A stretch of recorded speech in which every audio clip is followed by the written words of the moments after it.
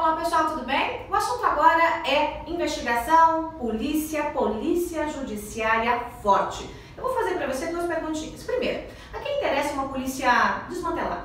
Com pouca estrutura, com poucos agentes, com dificuldade para investigar?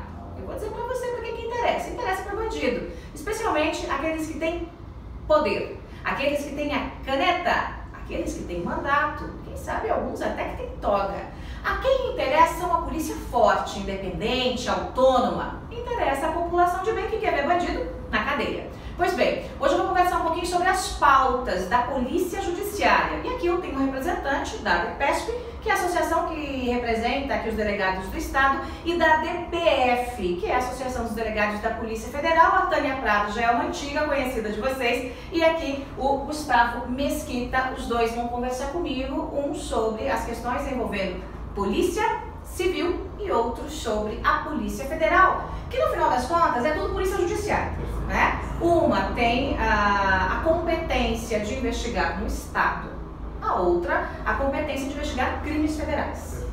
Gente, um assunto que eu falo, sei lá quanto tempo, não vou nem falar quanto tempo que eu denuncio a idade, que é a questão da autonomia das polícias.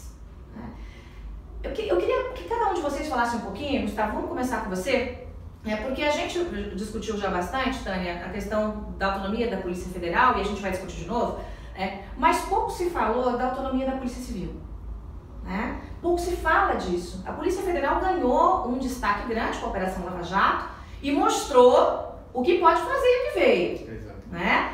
E agora chegou a hora de a gente discutir aí o reforço da Polícia Civil. Por que a importância dessa autonomia, dessa independência completa da polícia? Exato. Como você bem falou, Joyce, a Polícia Civil ela é a Polícia Judiciária em âmbito estadual. Portanto, ela é responsável pela investigação de todo crime, dentre eles o crime de corrupção, também praticado por agentes públicos estaduais, né? E para isso, a polícia ela precisa ser blindada, porque quando ela começa uma investigação que acabe atingindo um poderoso, um político, se ela não tem essa autonomia, ela acaba sofrendo influências políticas, ingerências e pressões políticas que acabam emperrando essas investigações. Então ela precisa ter essa autonomia para que ela investigue quem quer que seja, independentemente do cargo, ou principalmente da posição social que ocupe, para que ela tenha liberdade e autonomia para exercer essa atribuição de maneira plena.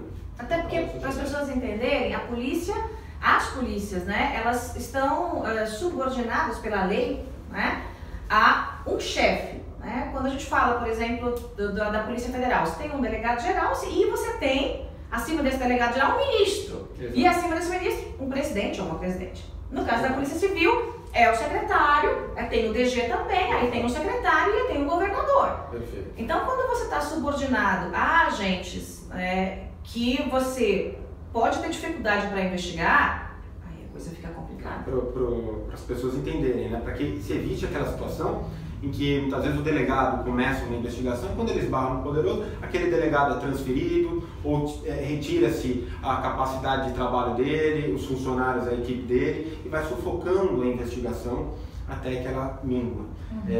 Aqui em São Paulo, não à toa, a gente assiste frequentemente denúncias contra membros do Poder Executivo Estadual, contra o governador, contra pessoas ligadas ao antigo governador Geraldo Alckmin e a ele próprio, mas essas denúncias não vão para frente justamente porque sufocou-se essa polícia investigativa estadual, sufocou-se a capacidade de operacionalizar e realizar essas investigações. Não, é um inferno esse tipo de coisa. Eu vou dar um exemplo, a Tânia vai falar já um pouquinho sobre esse assunto.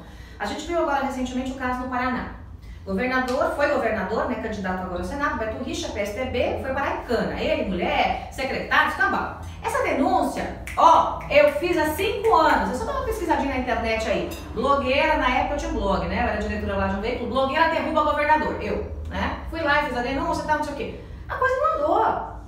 Ela foi andar quando? Quando o camarada perdeu o foro, perdeu o poder, e a Lava Jato também entrou no negócio, e aí eu sempre brinco que sem foro é Moro, é coisa um pouquinho mais complicada, né?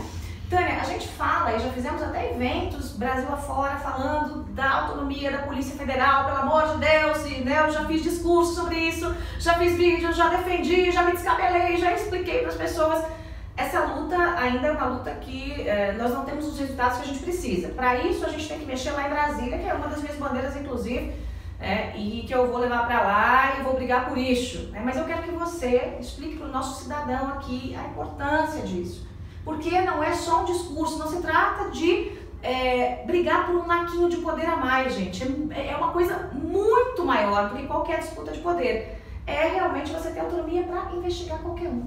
Exatamente. Obrigada pela oportunidade, Joyce.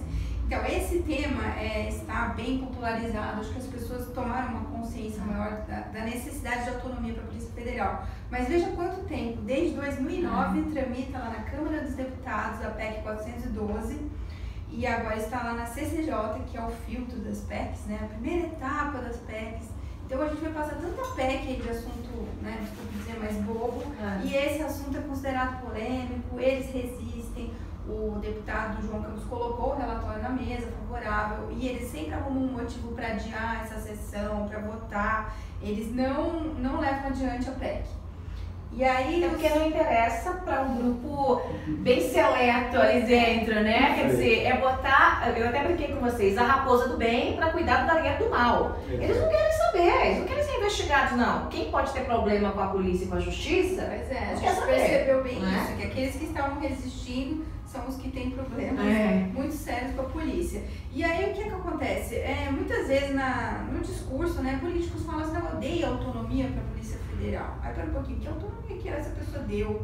A gente tem uma lei que diz que realmente na investigação ninguém pode se intrometer e tal, mas e aquilo que está orbitando ali ao redor, na parte administrativa, a mudança de um diretor-geral, a nomeação de um superintendente, até outro dia a gente viu um troca-troca lá de funções de confiança dentro da Polícia Federal, justamente porque lá fora eles podem determinar isso. Agora, se alguém, por exemplo, um diretor idôneo, ele fala, eu quero nomear tal pessoa como superintendente, o ministro da Casa Civil, ele pode dizer, não, esse nome eu não quero. Então, são essas coisas que quem está do lado de fora não percebe. Então, a autonomia, ela vem a blindar, a fortalecer a polícia, impedindo essas ingerências externas. Outro exemplo, ficamos um mês, praticamente, sem poder expedir passaporte no Brasil inteiro. Todo mundo se lembra, um caos, né, gente? E aí a Polícia Federal ficou numa situação que as pessoas achavam que a culpa era da polícia e, na verdade, não tinha orçamento para fazer o passaporte. Não tinha como pagar a Casa da Moeda. Então, assim, são essas coisas que não acontecem por acaso. São aquelas maldades que são feitas com intenção mesmo de atrapalhar o funcionamento da PF. Você vê muitas vezes viaturas que recebem só R$100 para poder circular durante um mês. Gente, eu conheço agentes que já pagam, às vezes, para ir em operação, pagam a comida e a estadia, tiram do bolso.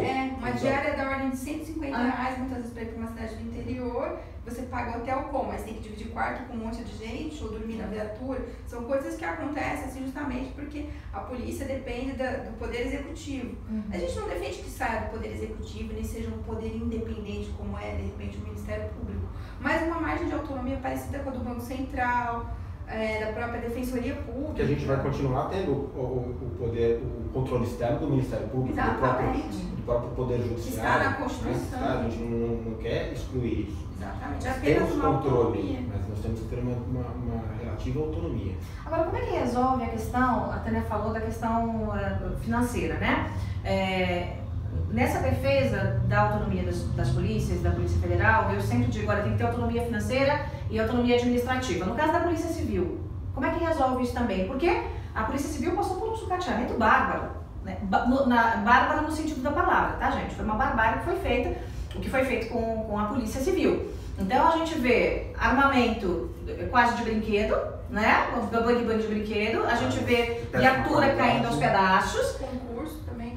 Quando Hoje troca... temos um déficit de 13 mil policiais civis no estado de São Paulo, né? A população que cresceu em 10 anos e a polícia diminuiu. E também os piores salários da federação hoje são pagos aos policiais civis de São Paulo. Ou seja, no lugar mais caro para se viver país é onde se ganha menos. Exatamente. Genial. E isso reflete diretamente não só no bem-estar do policial, que merece ter uma contrapartida pelo seu serviço, mas também no serviço prestado à população. Porque hoje o Estado de São Paulo ele gasta na seleção e na formação de policiais, que amanhã acaba deixando a carreira para outras carreiras ou para outros estados em busca de ofertas de emprego mais atrativas. Né? E isso acaba gerando um prejuízo ao Estado e à população. Tem como trabalhar com autonomia também para a Polícia Civil?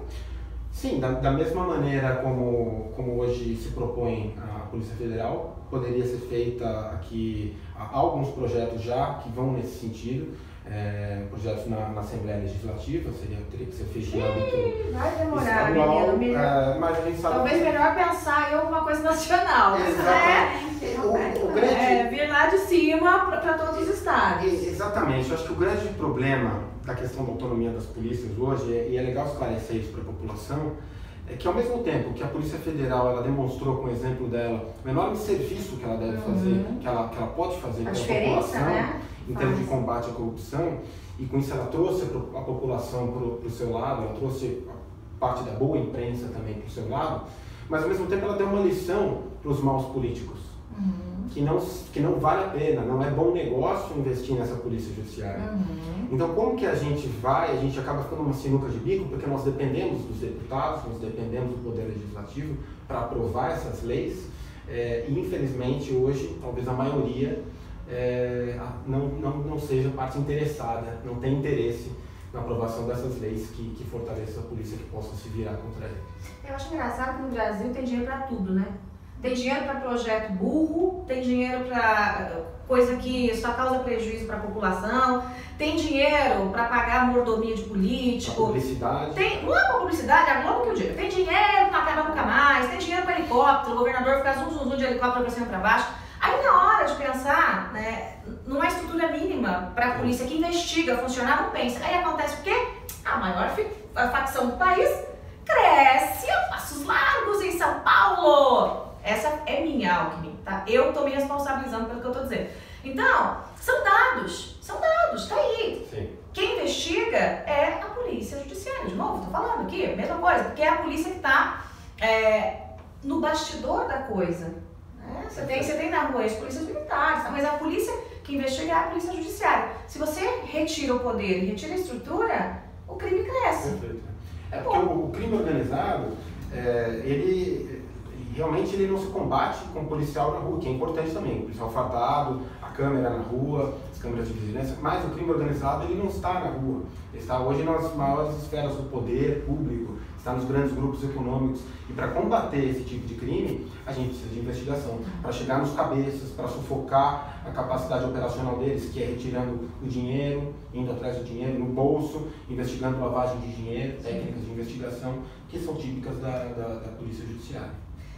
E efetivo, Tânia? A gente fala muito de fronteira, né? Fronteira, aí vem um diz, não, vamos mandar os policiais para a fronteira, aí outro diz, não vamos mandar, aí Otávio, a gente vai criar uma polícia diferente e tal para a fronteira. A gente tem muitos crimes e poucos policiais. O que é que precisa, na visão da DPF, para resolver isso? Ou pelo menos melhorar, né? A gente não vai ter assim um mundo de Alice, né, gente? Até porque o orçamento é finito, então a gente tem que ter proposta que seja uma proposta factível. Falar bobagem qualquer um fala. Tem que falar de onde vai sair o dinheiro, de onde vai cortar aqui para mandar para lá. Qual é a proposta que pode resolver, pelo menos em parte, essa situação? Não deixar as fronteiras desguarnecidas, né? Mas ao mesmo tempo não botar, por exemplo, um profissional do mais alto gabarito para ficar abrindo o para-choque do carro. Para-choque não, como é que chama aquilo lá? Atrás do carro lá para ver se tem o porta-malas. Para vistoriar se tem o contrabando, qualquer coisa assim. Então tem que ter também uma inteligência nessa distribuição do recurso humano, né? O que acontece hoje, a gente vê um desfalque, né? Uma falta de 26% do efetivo policial, sem contar administrativo, que às vezes colocam terceirizados para fazer essas funções. Mas imagina um policial, então você precisa ter um treinamento, né? Um concurso demorado e tal. Abriram agora o concurso. Agora, logo em setembro vai ser a prova do pessoal e tal. Mas aí tem até 1 ano e meio até ele tomar posse. E não abriram para o preenchimento de todas as vagas, certo? Então, nós temos uma falta de 628 delegados aproximadamente. Pensa isso no país inteiro, que não faz falta na investigação. E na fronteira ali, teria necessidade de criar um cargo, mas não fora da Polícia Federal, não criar uma nova polícia. Dentro da própria Polícia Federal, um cargo que ajudasse nessa atividade de menor complexidade. Mas isso também é um assunto que gera uma polêmica danada e, na verdade, eu teria que ouvir quem trabalha ali dentro da Polícia Federal, ouvir quem trabalha na fronteira, porque a grande realidade é essa. Então, você precisa de gente ali para fazer esse trabalho menos complexo. E, aliado a isso, também a parte de investigação, que é bem o que o Dr. Gustavo falou aqui. Que imagina só, aquelas pessoas que estão lavando dinheiro, aqui não adianta você colocar um drone, fizeram isso, né? Um drone na fronteira, isso não vai, o drone não vai pegar isso, ele vai ver o cara passando com a mercadoria, mas isso qualquer um com binóculo perceber ele em terra. Então você não precisa gastar milhões com o treinamento do cara que vai pilotar o drone, isso foi até um problema que a PF teve que solucionar como fazer com aqueles drones. Então, assim, o que você precisa é de gente, de equipes de investigação, o delegado tem ali à sua disposição uma equipe boa, o pessoal treinado, capacitado. Aí muitas vezes você vê assim, não, mas tem cursos, aí você vai ver cursos, né? Incrível isso. Curso EAD de direção ofensiva e defensiva. Como assim curso EAD para quem é da PF? Aí você fala, um treinamento de tiro uma vez por ano, quanto muito? Aqui no estado de São Paulo a gente tem quando a gente faz a academia de polícia, quando ingressa na polícia e depois nunca mais. Nossos policiais civis aqui, para nos mantermos treinados, nós temos que gastar do nosso bolso, do nosso já curto salário, por conta própria para ir no estande de tiro e fazer esse treinamento, porque o governo não proporciona isso. Então, um treinamento operacional também para determinadas situações, né? Então, assim, muitas coisas vão sendo resolvidas a longo tempo no improviso. Vai ter uma operação no seu já, deixa eu pesquisar, então, o que é esse crime que eu vou ter que fazer? Sei lá, 4 da manhã, tendo que se inteirar de uma forma, porque você não teve a capacitação, não deram curso, não, porque não tem diária para mandar para Brasília para fazer o curso. Aí você faz um EAD ali, mais ou menos, mas não é a mesma coisa, né? Então... Eu acho que a questão da prerrogativas, da autonomia, um dos vieses dela que nós já comentamos é essa questão da polícia ter mais liberdade, independência para investigar. Isso relaciona-se às prerrogativas mais fortalecidas, mas outro aspecto também é de tornar uma polícia que seja efetivamente gerida com meritocracia, de maneira técnica, que as indicações sejam feitas de maneira técnica, pela competência, pelo mérito, pelo currículo, pela história, e não por indicações e barganhas políticas, como infelizmente a gente assiste hoje. Não, eu já vi delegado ser retirado, eu vou aqui proteger o nome do delegado, amigo meu ser retirado de delegacia, onde tocava casos altamente complexos, porque o secretário novo que assumiu não gostava da cara dele. Tirou e mandou lá para como diz a minha avó, onde o Judas perdeu as botas, né? Numa função que não tinha nada a ver com a expertise, que ele estava ali há tantos anos desenvolvendo, e ele tira, desmonta. Por quê? Porque o político quer. Exatamente. Exato. E aí para tudo. E aí para tudo. A política do compadrio, né, que tão mal faz as nossas instituições e a polícia sofre muito com isso.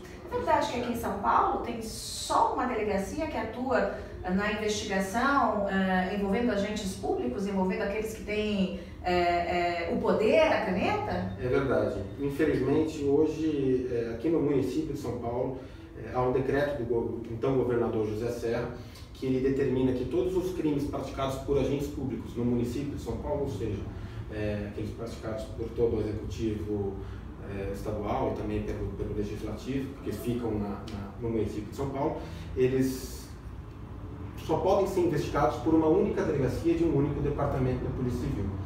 E aqui não se faz também por causa de juízo de valor aos delegados que lá estão, mas apenas questiona-se se esse crime, a investigação do crime de corrupção é tão importante para a sociedade, ela não deveria ser fomentada ao invés de ser restringida, de ser restrita a uma única delegacia? E talvez isso explique muito porque aqui em São Paulo, durante tanto tempo, Tucano sempre voou em céu de brigadeiro. Sempre voou em céu de brigadeiro. Eu queria tocar num assunto, Tânia. A Polícia Federal teve a imagem, não vou dizer resgatada, né? Mas é resgatada, sim, perante a população por conta da Lava Jato. Por quê? Porque a nossa imprensa adora bater em polícia. Se você tem bandido e polícia, a maior parte da imprensa vai falar, bandido, é assim que é, e é assim que sempre foi. Eu, inclusive, sempre fui um ponto fora da curva, arrumando encrenca com coleguinha, porque você via lá a defesa dos direitos, do bandido, e aí o policial, né, tombando em serviço, né? A Lava Jato quando veio e mostrou o que uma equipe atuando direitinho na investigação, o Ministério Público e o juiz, todo mundo coordenado, qual é a diferença que uma equipe dessa pode fazer? E a polícia começou a ovacionar, a população começou a ovacionar a Polícia Federal. Que é um trabalho de resgate que a gente tem que fazer também nas polícias civil e na polícia militar. A população hoje olha com outros olhos, né? Houve uma mudança, né? Eu ingressei em 2003, né? Naquele momento já estava florescendo ali, começando as grandes operações, né? E aquele modelo foi sendo incentivado em vários estados, várias delegacias. Então, a Lava Jato ela vem a coroar um trabalho que vinha acontecendo também aqui em São Paulo, mas que sempre esbarrava no judiciário, que anulava, mas isso aqui foi denúncia anônima. Mas não era denúncia anônima, aí anularam a operação Castelo de Areia. Depois passa o tempo e aquilo vem de uma maneira tão forte, com uma prova tão robusta, que depois se olha para aquilo, puxa, não deveriam ter anulado aquela operação. Isso é só um exemplo, né? Porque várias outras passaram por um problema parecido. Ou que não conseguem deflagrar outras fases, né? A Lava Jato agora completou 53 fases. No mundo inteiro, acho que não existe uma operação tão extensa como essa. E cada material que eles encontram, eles conseguem ali deflagrar mais uma, duas, três fases. E desde o início era assim. Mas isso realmente é um trabalho coordenado, em que o juiz ele é rápido, ele decide, ele é especialista em crimes financeiros, lavagem de dinheiro, tem outros juízes muito bons também nessa área. Mas é que ali foi um ambiente muito fértil para acontecer a Operação Lava Jato. Tem outras operações como acrônimos, zelotes, tal, que também são fortes, mas a Lava Jato ela ultrapassa todas essas. E ali o efetivo também, né, os delegados, né, a doutora Érica Marena, Márcio Anselmo, o Awad, muito qualificados, dedicados ao Hayashi também. Então ali juntou um ambiente muito bom. Agora em São Paulo, a gente vê lá, tem os filhotes da Lava Jato, no Rio de Janeiro e tal, o pessoal está tentando fazer também. Aquela operação, eu sempre me lembro que teve aqui em São Paulo, que tinha uma festa que eles estavam fazendo usando dinheiro da Lei Rouanet, ou outro caso que estavam dando ovo. Uma festa de casamento. Uma festa de casamento. A maior farra com dinheiro público. E aquela outra operação também que me fugiu o nome, aquela que estavam dando ovo para as crianças comerem como merenda na escola. Então essas coisas vão acontecendo mesmo depois da deflagração da Lava Jato, porque esses esquemas dão muito dinheiro. E as pessoas têm um know-how ali daquele crime e continuam praticando, assim, achando que nunca vão ser pegos, né? A visão da Polícia Civil, a gente tem que resgatar isso, né? A população tem que entender quem é mocinho de fato nessa história, né? Sem dúvida alguma. Eu tenho certeza que a maior alegria de um policial, seja ele civil, militar, federal, é ter o reconhecimento da população. Porque os nossos serviços são prestados tão somente para a população e pela população. Nós damos a vida pela população, né? E a gente sabe, nos dói, aqui na Polícia Civil do Estado de São Paulo, nos frustra saber que nós fazemos hoje o possível. Com pouco que nós temos, nós fazemos o nosso serviço para a população. Mas nos frustra saber que poderíamos fazer muito mais e ter essa admiração por parte da população. Isso influi na autoestima do policial, isso influi até no próprio serviço prestado por ele, né? E resgatar realmente a questão da polícia estar ao lado da sociedade, né? E a sociedade ao lado da polícia. Que bom que ainda, eu creio, né, que as crianças, quando brincam de polícia e ladrão, eu acho que ainda querem ser a polícia, né? Eu brigava para ser a polícia, não queria ser o ladrão. Infelizmente, a inversão de valores também, e aí é uma questão da agenda ideológica que se impôs no Brasil, ela caminha, às vezes, eu temo para um quadro onde as crianças vão brigar para ver quem vai ser o ladrão. Já tem alguns joguinhos, gente, de videogame que é assim, pontua mais quem mata a polícia. Isso é uma coisa, assim, eu não vou entrar nesse assunto, porque isso vira uma discussão cultural, mas que merece um bom debate sobre isso. Para a gente fechar, eleição do delegado geral já é, assim, todos nós concordamos que é assim que tem que ser com mandato, né? Como é que seria isso? Seria uma lista do mesmo jeito? Vocês votariam? Como é que seria a tramitação disso? E o mandato por quanto tempo? Qual é a ideia? Aqui em São Paulo, nós temos projetos de lei que isso acaba sendo um reflexo, uma consequência da questão da autonomia, é intimamente ligado à autonomia. Nós temos um projeto delegado do deputado Olim, que prevê a votação por lista tríplice e mandato fixo, 2 anos. Mas hoje essa lei não foi aprovada. Então, nossa associação hoje... O próprio policial votaria. Exatamente, os delegados de polícia. Então, as entidades de classe aqui em São Paulo, hoje a associação e o sindicato dos delegados, nós estamos provendo, estamos no curso desse processo de uma eleição simbólica da lista tríplice. Ela é simbólica, mas ela está sendo feita com toda idoneidade, seriedade, e essa lista vai ser apresentada por futuro governador, seja ele quem for. Nós vamos apresentar essa lista com os 3 nomes, e esperamos que ele respeite também a questão do mandato fixo. Em outras instituições isso é feito também, e é feito com base nos costumes, porque não há lei, mas o costume já manda e o chefe executivo respeita, e nós esperamos que o próximo governador assim haja também. A questão da lista tríplice é importante justamente por isso, porque ela retira uma maneira de mitigar a pressão e influência do poder executivo na instituição, e o mandato fixo ele dá ao delegado-geral a liberdade para implementar o projeto, a ideia dele, no prazo mínimo que é de 2 anos, né, para que algum projeto seja efetivamente implementado. E na PF? Tá? Nós temos também uma PEC, né, PEC 101 de 2015, que tramita no Senado. Está aguardando ali a votação no relatório. Tudo é congresso, né? É sempre assim. Então, qual que é a ideia ali, né? Colocar também uma lista tríplice, um modelo bem parecido ali, em que os delegados votam. E nós fizemos a lista tríplice, né? Apresentamos esses nomes, mas acabaram escolhendo outra pessoa ali. E geralmente isso é feito no momento em que está havendo a mudança, né, do presidente da República ou do governador, por isso que atualmente eles têm andamento lá nos delegados da Polícia Civil, né? Estão fazendo, sabatinando os colegas para ver quais são as ideias, né, o que eles defendem para o futuro da instituição. Porque não adianta você votar, eu simpatizo com o fulano, não, as ideias são debatidas. E quem melhor do que os próprios pares para decidir, como é no Ministério Público, o modelo deles é assim. E a partir dali, aqueles 3 nomes mais votados, então, são levados ao chefe do Poder Executivo. Agora, isso ele é muito bom porque vai contra qualquer ingerência, porque você já elimina a possibilidade de alguém fazer um conchavo com um político, como já se comentou que aconteceu num momento recente ali, e então ele não vai pedir um apadrinhamento, né, de algum senador, algum deputado, ministro e tal, não, é alguém que está naquela lista que foi escolhido pelos próprios pares. E ali com uma garantia de 3 anos, né? Mas isso pode ser também mexido para 2 anos, se acharem 2 anos prorrogáveis por 2 e tal.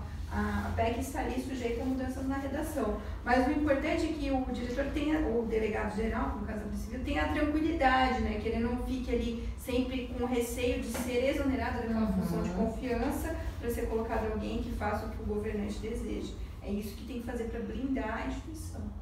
Bom, contem comigo para essa pauta e também para uma outra, que aí já é uma ideia aqui que eu defendo há algum tempo, que é mandato para ministro do Supremo. O assunto aqui não tem a ver com os delegados, mas tem, não tem, mas tem, né?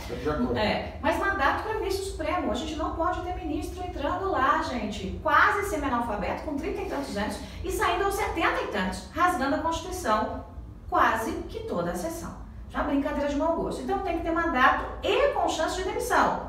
Acho que para ministro do Supremo dá para ter um mandato um pouquinho mais esticado, mas no máximo 8 anos. Depois disso, tchau, vai embora. Rasgou a Constituição, demissão sumária, acabou. A gente tem que botar ordem no Brasil. Senão a coisa não vai andar, né? Contem comigo para isso. Polícia judiciária forte é sociedade organizada mais forte e crime organizado mais fraco. Vocês entenderam? Então a gente precisa de vocês, todos vocês que estão aqui lutando pelo Brasil já há bastante tempo, vocês que ainda vão começar a lutar pelo Brasil, se vocês não se engajarem, não ficar do lado do mocinho e contra o bandido, minha gente, o bandido sempre vai vencer. Obrigada, Mesquita, obrigada, Tânia. Vamos que vamos. Muito obrigado pela oportunidade, pelo bate-papo fantástico. Vamos mudar esse Brasil. Opa, obrigada pela Conte conosco. Tchau, gente.